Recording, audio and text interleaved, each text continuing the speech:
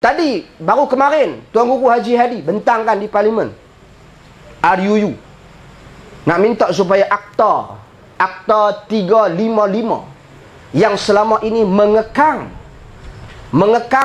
perlaksanaan hukuman di bawah Mahkamah Syariah melebihi Mahkamah Persekutuan. Maknanya Mahkamah Syariah kalau nak jatuhkan hukuman, dia tak boleh lebih daripada Mahkamah Persekutuan.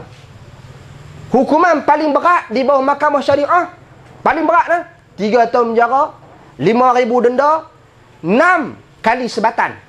Lebih tak boleh. Jadi Tok Guru Haji bangkitkan nak minta pindah akta tu dulu, baru kita boleh bincang kepada perlaksanaan hukum. Macam mana kita nak buat selepas ni.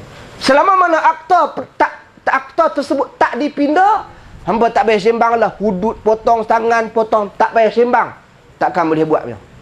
Kita mungkin kata, "Oi, mana macam tak boleh buat, kita buat ni." Tuan-tuan, dan negara kita berparlimen, negara kita bersistem demokrasi seperti ini. Jadi kita kena manfaatkan ruang dalam sistem ini. Orang-orang Islam yang berada dalam parlimen perlu sedar dan perlu memberikan sokongan penuh agar akta ini dipindah. Baru ada ruang untuk praktis dan perlaksanaan Islam. Itu dari sudut undang-undang.